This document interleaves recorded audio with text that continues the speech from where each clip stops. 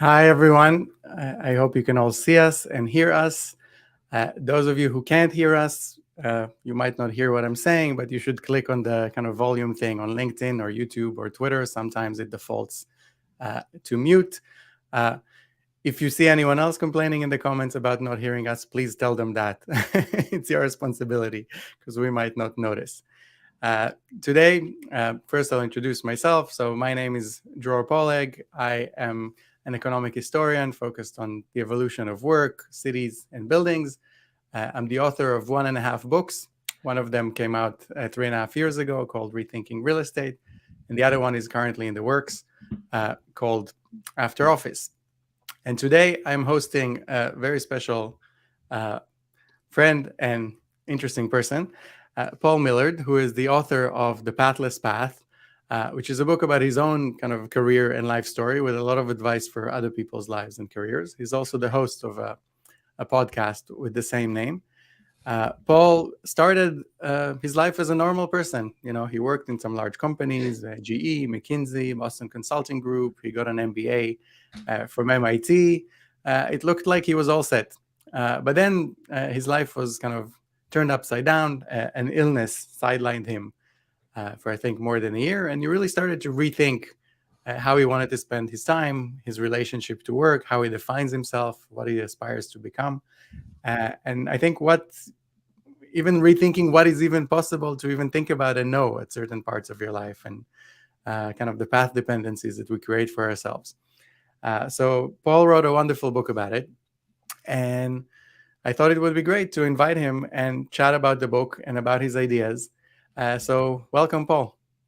Thanks, Dror. Excited to dive in today. So first of all, where do we find you? I am in Austin, Texas, and in the timeline of my life, I'm also like a few days or a week before having our first child. So That's amazing. Well, we'll come back to that because I think it's relevant to our discussion. But let's start with the gist of the book. So, you're writing about the pathless path. What is the other path? Does that mean that all of us are on a different path? Where are we? Where do you think we should be? And what prompted you to write a book about it? So I argue in my book that there's something called the default path, which is the path we grow up with. Every culture has its version of the default path. It's sort of, this is what you do as an adult to be seen as a successful person. For me, it was go to college, get a job, ... question mark, maybe get married and have kids too. But it's a pretty surface level script. Most people can repeat it and tell you what it is in most countries. And it's sort of the path I found myself on in my 20s. And in that reality, you don't really think about any other paths. And my proposition is the pathless path is basically an alternative to the default path. But it doesn't come with a clear story. It's sort of a figure it out yourself, contemplate life a little more, and experiment and figure it out as you go. So I'm sure many people who are listening to this are saying, all right, that's easy to say, but what does it mean in practice? Tell us a little bit more about what happened to you, about your own journey, uh, and how you explored, and the dilemmas that you faced and how you approached them. Yeah, I think I grew up always pretty good at school and enjoyed school.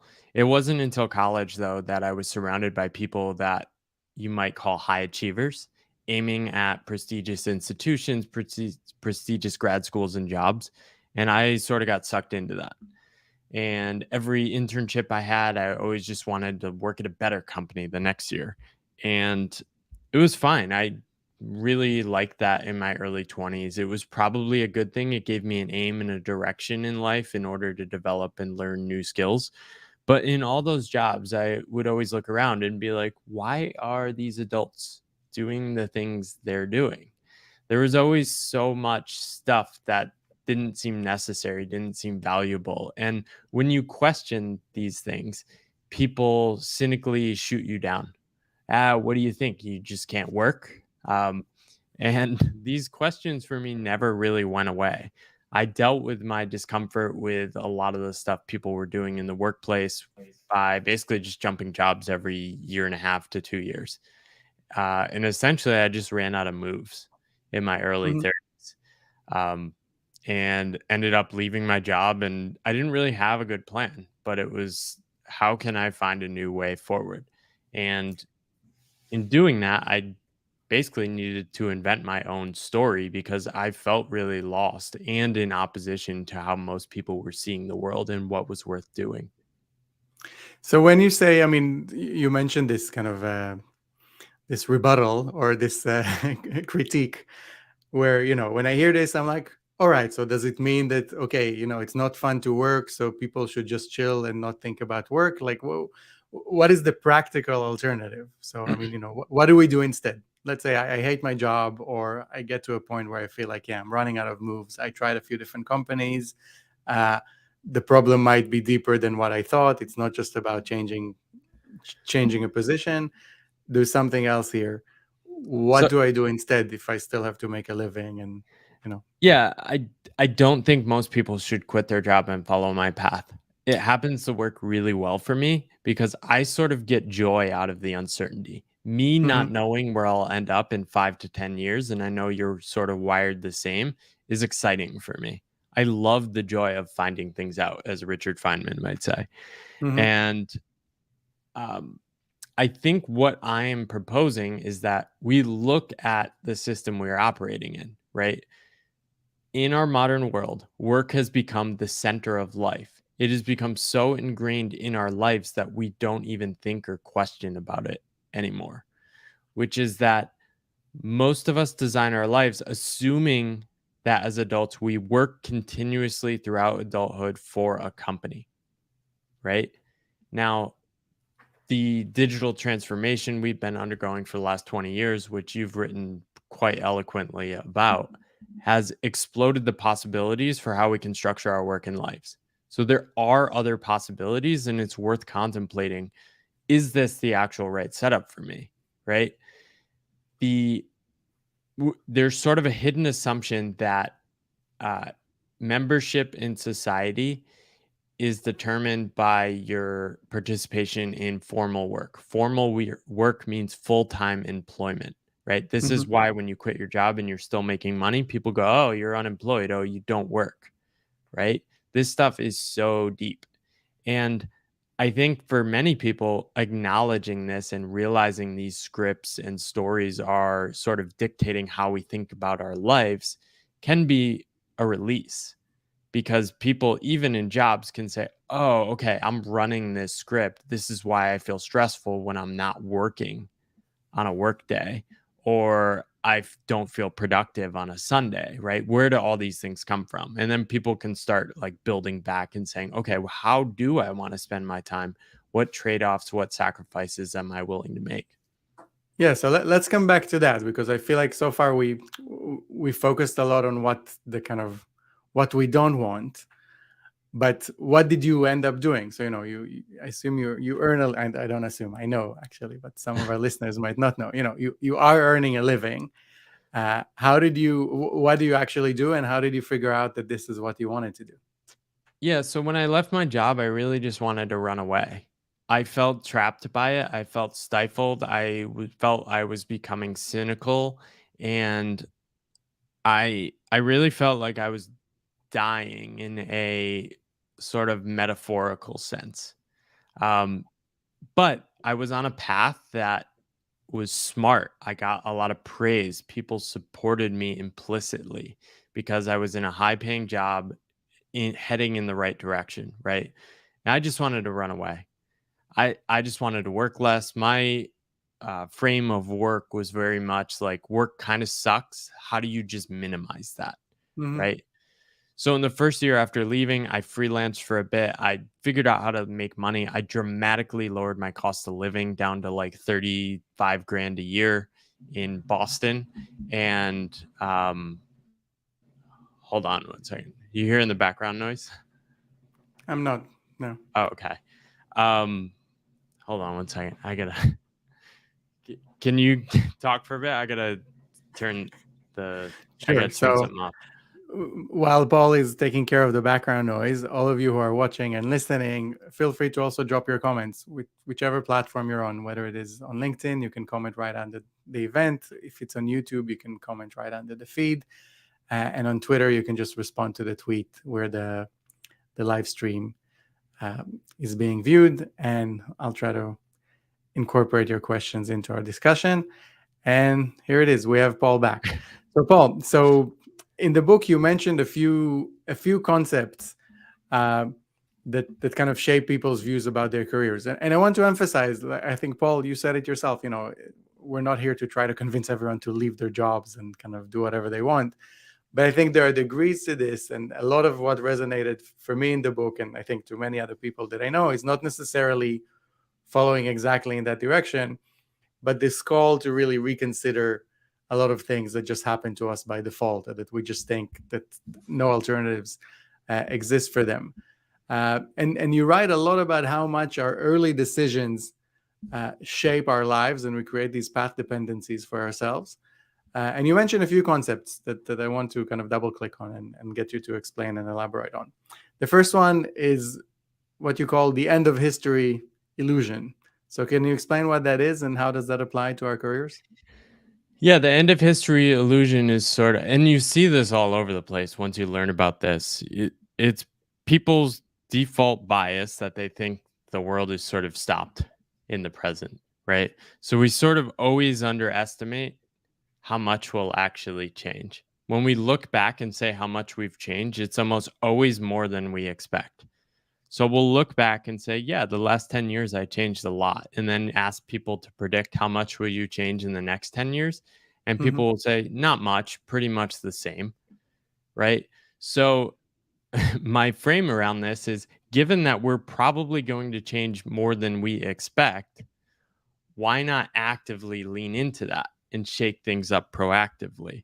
I think in today's world, we're sort of shifting away from a very stable industrial work culture, which life was built around this full-time job, this story of like, you can just pick a job and follow this path, towards one that is much more probabilistic. You've written a lot about this, and a lot more unpredictable. So why not proactively shake things up, do experiments, try different things, to lean proactively into that inevitable change that's going to happen anyway. So if I understand it correctly, so I see two insights here. One, to lean into our own change. So, not try to resist, like when our preferences change over time, to kind of embrace that, and also accept that maybe even economically, it might not be the worst idea, because society and the economy itself is changing faster than it did, let's say, in the 1950s. And it might be even beneficial for us to embrace that change. But also to plan for change, or to assume that it's coming, that when we make certain decisions, when we're 18 and decide what to study in college, or when we're 25 and we kind of just more or less get settled into our careers in some countries, to avoid some path dependencies, or at least to be aware of them, and to kind of know that, okay, yes, there's some decisions that I've made when I was 23.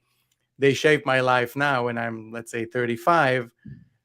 And if I'm aware of that, I can kind of reconsider them now, and not just assume that the life I have is the only life that I could have had, and the life that I must have now for the next 70 or 80 years.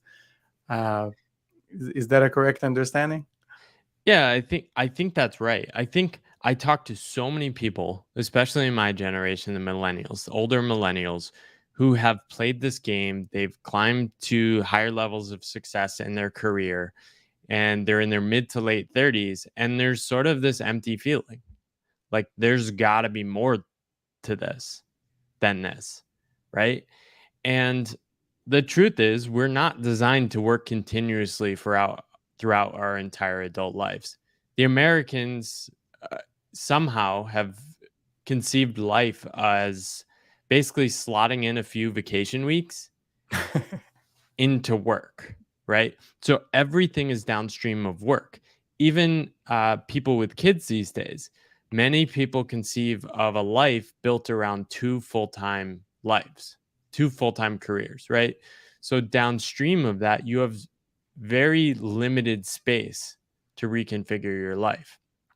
And I don't think And I think one thing that holds people back is most people conceive of life as like an all or nothing leap. So it's like you're either in a full-time career or you dramatically shift to like what I'm doing now. That's an illusion.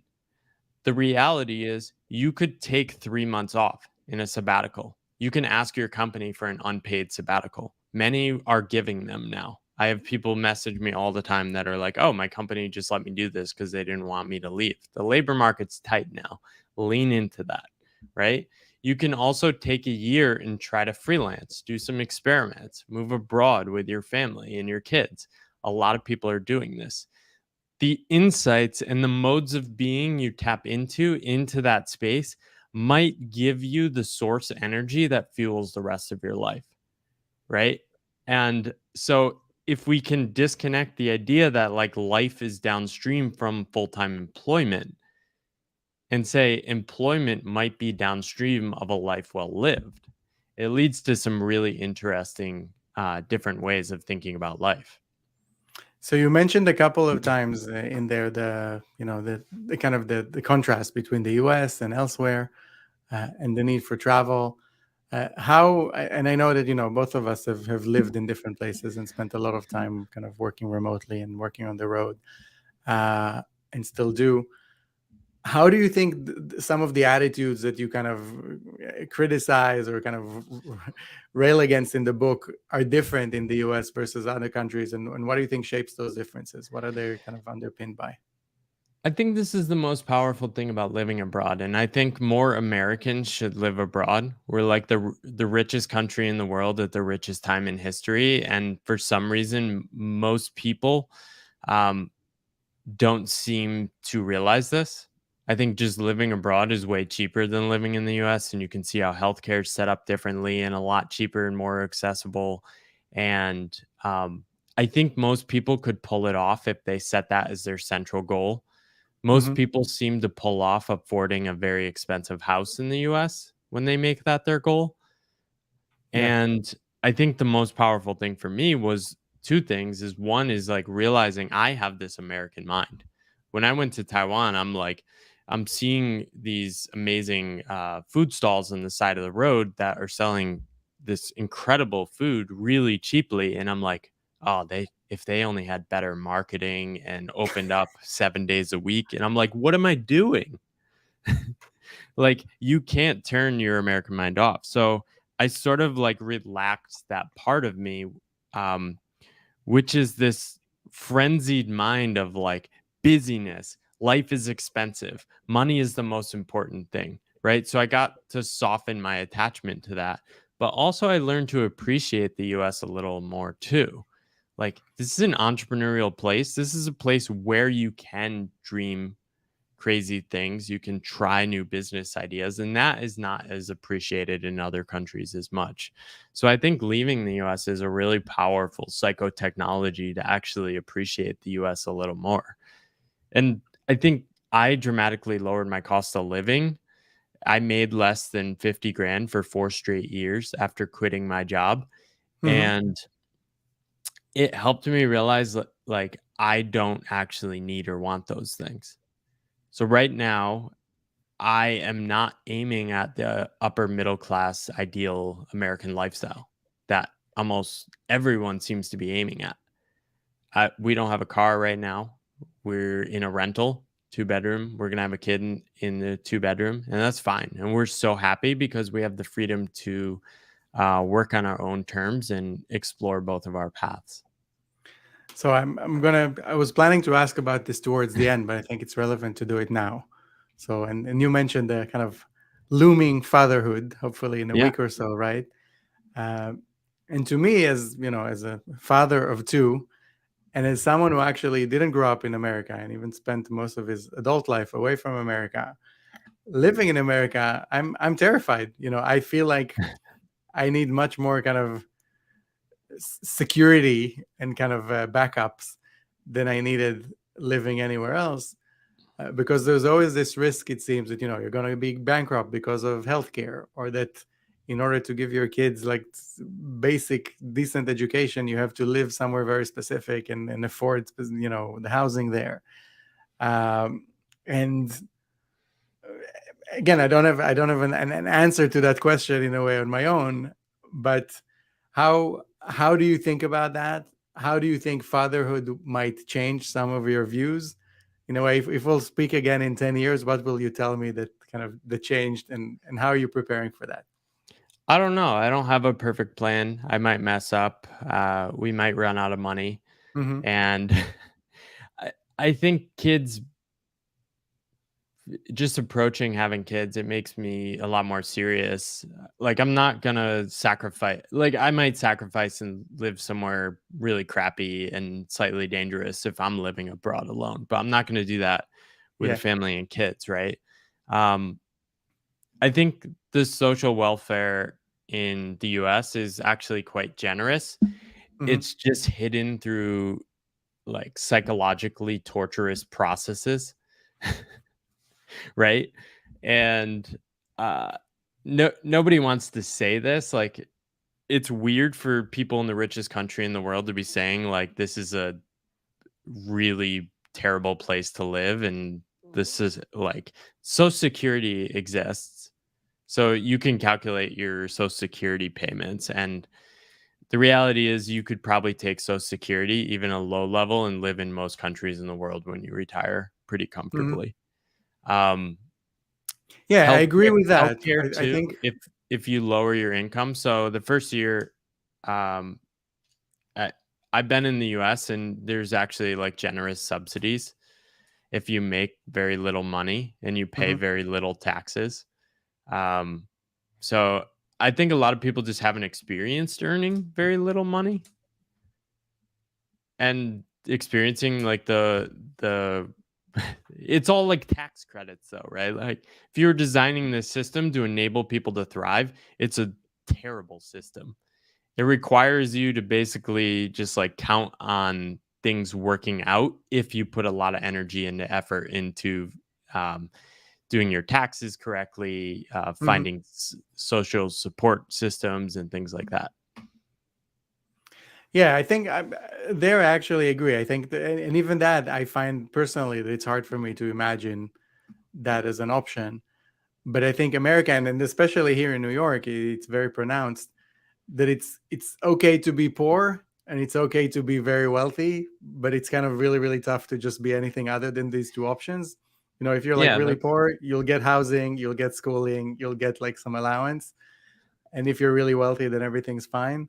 But if you're just like someone in the middle who's trying to get by, then you get kind of crushed. Um, I try, not to even consider the option of becoming poor. And obviously, I don't think it's anyone's goal.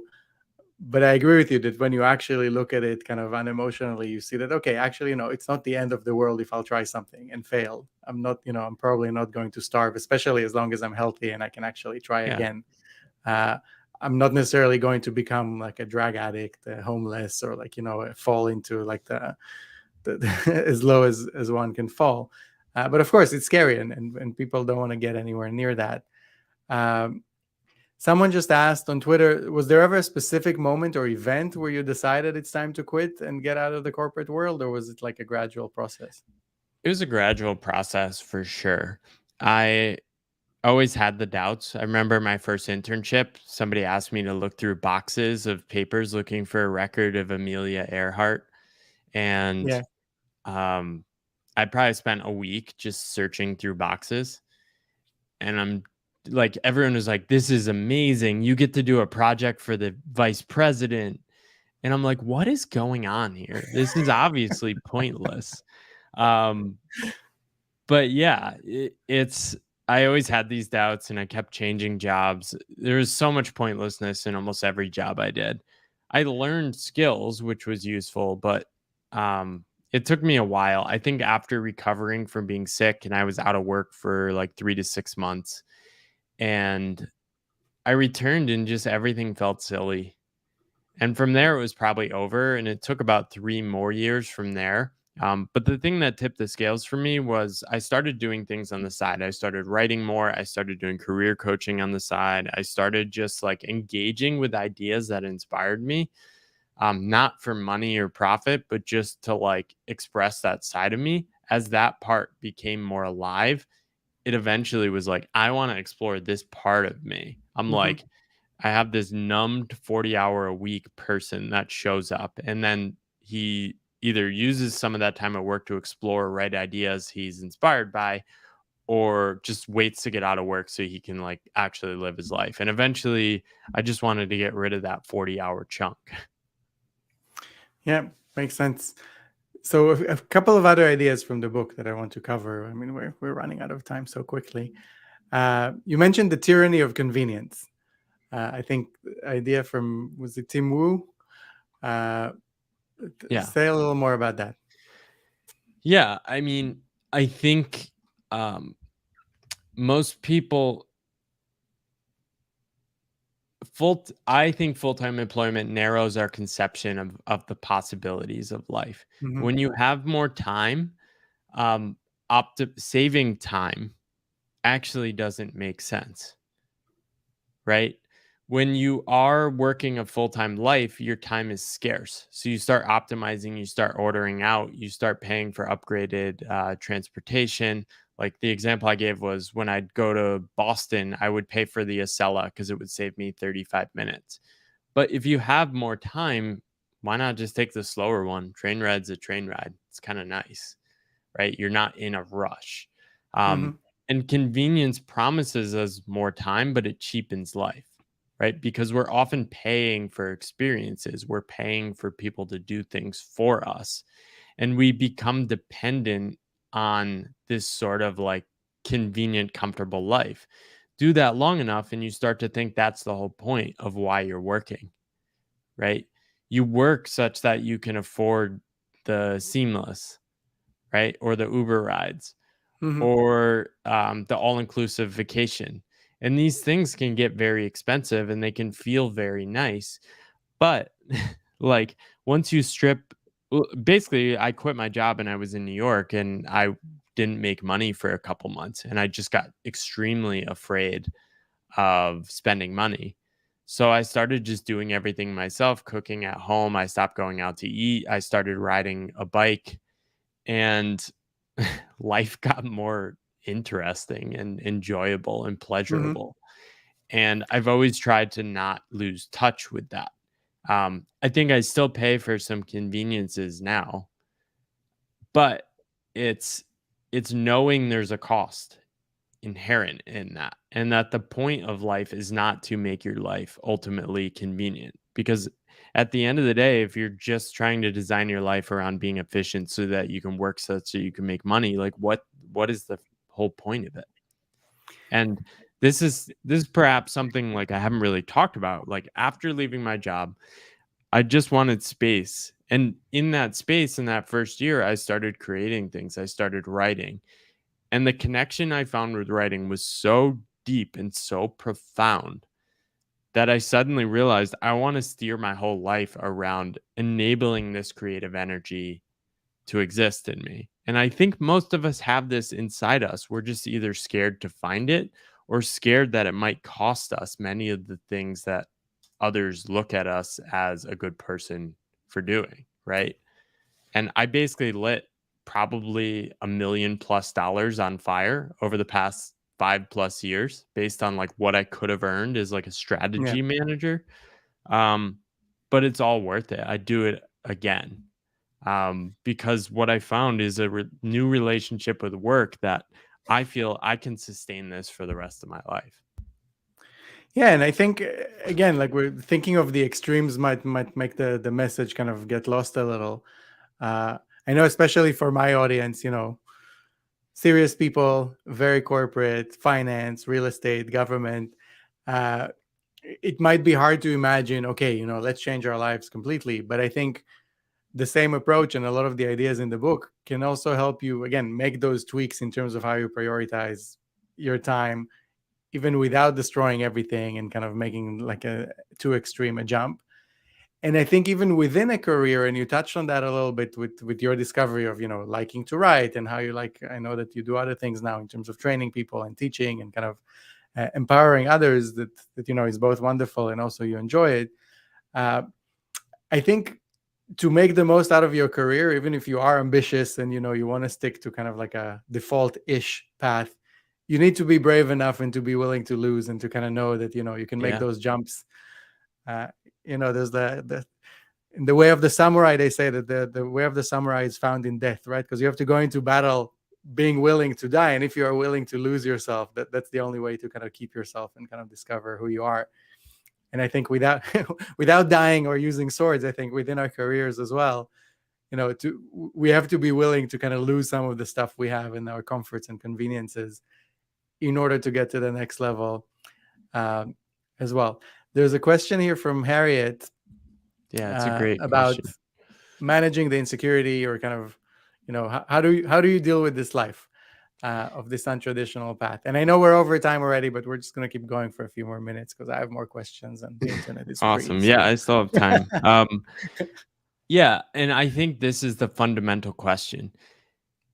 People say, well, what about money? What about figuring out what you're going to do? And it's like, yeah, that's the hard part. It basically shifts. If you're leaving a traditional path, there is an understanding in society that you are doing the right thing. You are a good person. Nobody questions what you're doing. Your colleagues don't question what you're doing. There's an uncertainty there, but you can more or less ignore it. On your own path, you can't ignore the uncertainty and insecurity. The truth is, it never goes away.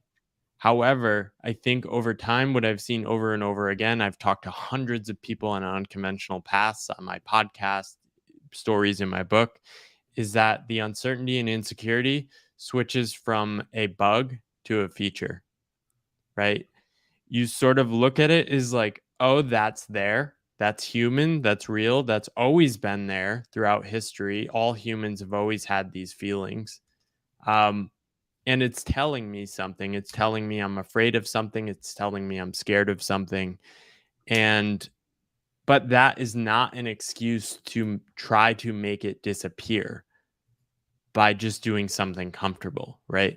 Over and over again, I've found that when I lean into discomfort, there is something worth finding, right? And the problem is, like, there's no playbook for this. You need like poetry and literature to guide you. And it's sort of just having faith in the world, right? And Yeah, but you also, I think in the book, you also mentioned some practical things and even some decisions in terms of, not wanting to depend on a single income stream, for example, right. or in a single job, and trying to like diversify on that front seems to be quite practical. Yeah, and I think a lot of people can get caught up like falling into a script on the untraditional path. Like, I think the path I'm on is not that rare anymore. It's increasingly common. It's just that everyone pretends that full-time work is the only way to structure your life. There are tens of millions of alternative workers in the US. You've written extensively about this. There are hundreds of millions around the world, right? In many ways, what I'm doing and how you're structuring your life has been the norm for most of history. It's just that we created these full-time job thingies, which sort of funnel guaranteed wealth to people over and over again in monthly injections.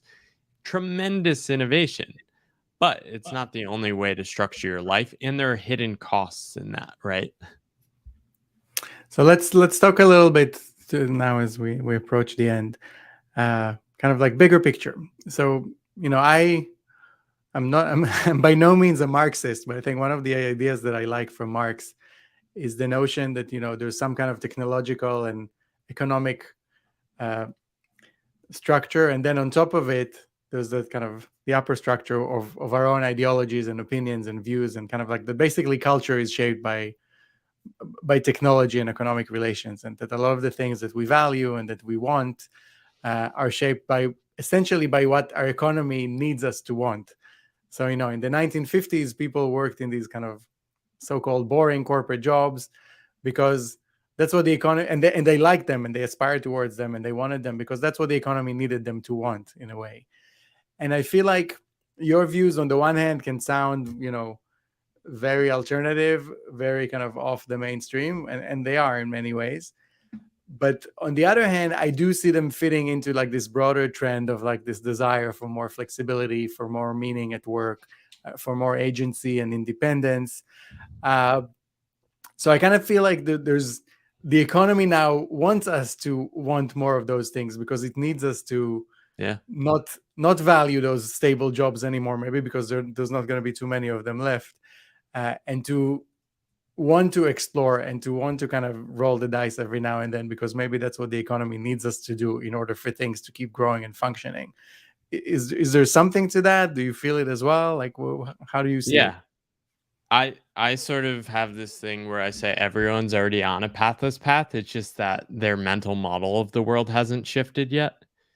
Right? Even people in stable careers, they're always thinking about changing jobs and knowing that they'll probably have to change jobs and stay relevant in their careers, right? There's almost no difference between them and me, except I'm just not working for another company, right? And I have to manage a lot more of my own inner psychology of like how to deal with the uncertainty of that.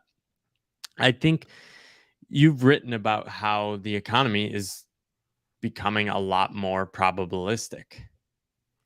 Yeah, I And think a lot of my us assume that we have a choice, that we can yeah, choose stability, that we can have that 50s, 90s lifestyle. Like, I'll just study something, work in the same place for 40 years, buy a house, retire, and everything's going to be fine.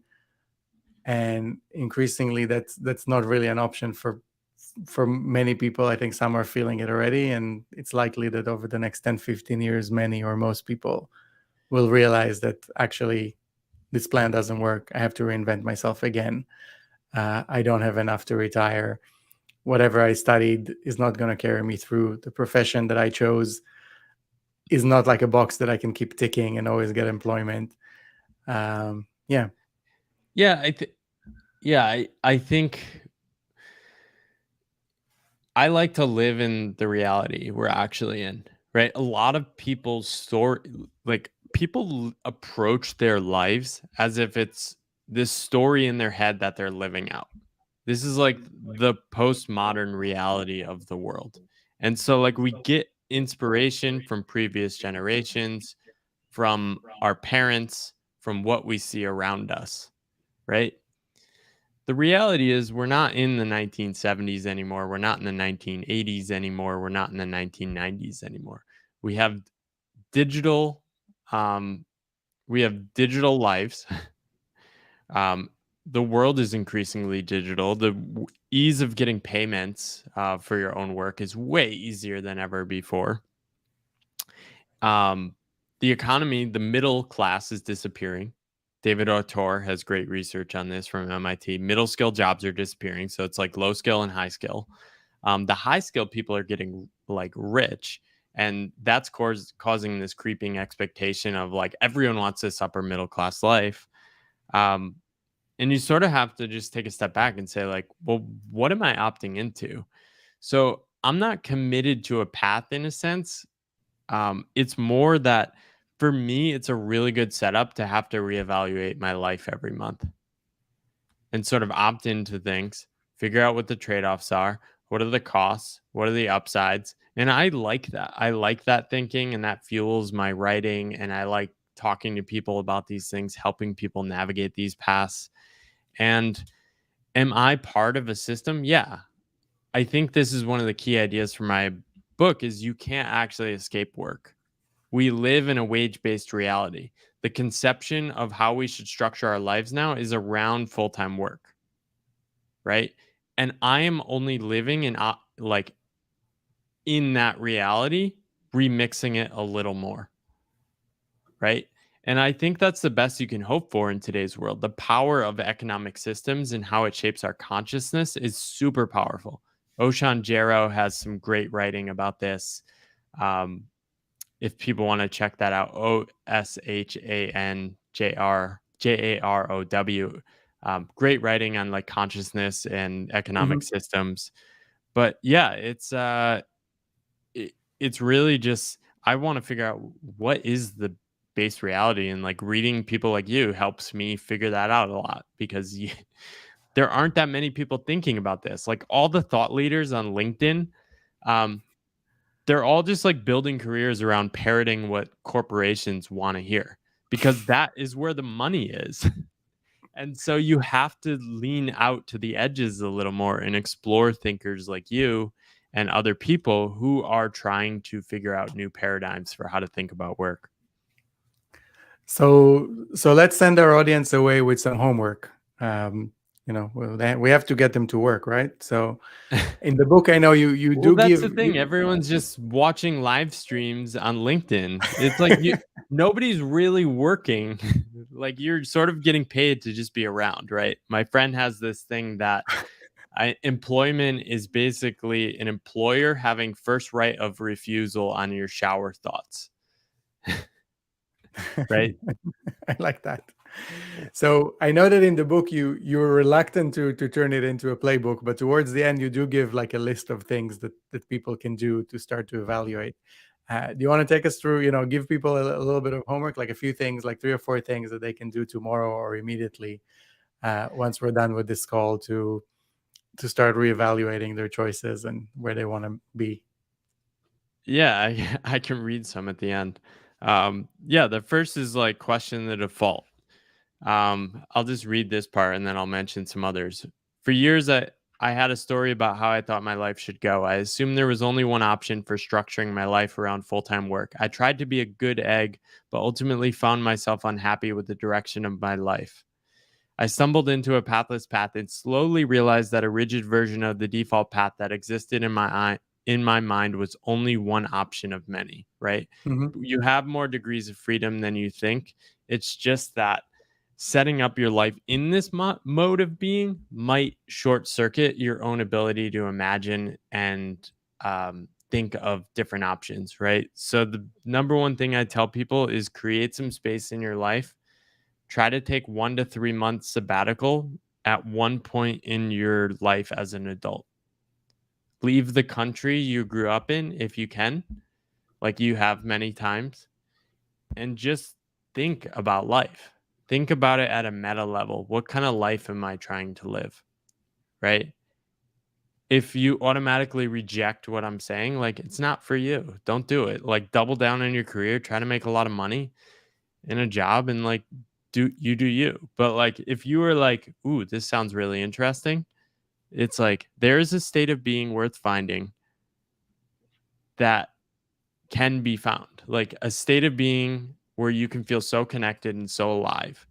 And I think people can find this. People have written about it for hundreds of years, thousands of years. Go find it, go see if it's out there and see what it means for how you want to structure your life. Yeah, and I would add something also that you wrote about in the book, which I definitely used in my own career, to go by process of elimination. Basically, even if you're not sure what you want, there's probably a lot of things that you already know that you don't want. Yeah. And once you really specify them in terms of how you spend your time, how dependent you are or aren't on a specific employer, uh, the kind of skills that you bring to bear and what they're used for. And I think once it's clear to you what you don't want to do and how you don't want to spend your time, like looking for an Amelia Earhart document for for a month for the VP or someone, if you're clear with yourself about that, you'll be surprised about the kind of new things that open up that kind of suddenly look like, oh, I didn't consider this because I was so busy doing the other thing, or I was saying yes to all of these other things, so I didn't have time for something completely different once it came up. So, Paul, I'll just mention the book again for everyone, The Pathless Path. A lot of practical advice, regardless of, again, whether you want to go as far as Paul went. And I think his journey is still ongoing, and I would love to speak again in a few years. I think fatherhood is a huge milestone, regardless of what you're doing with your work. So it'll be interesting to hear. But I think whatever it is that you do, the book has both inspiration and practical advice on how you can reconsider some of your choices in your path. Thank you again for listening. Thank you, Paul, for joining me. And we will see you soon. Thanks, everyone. Thank you, Dror.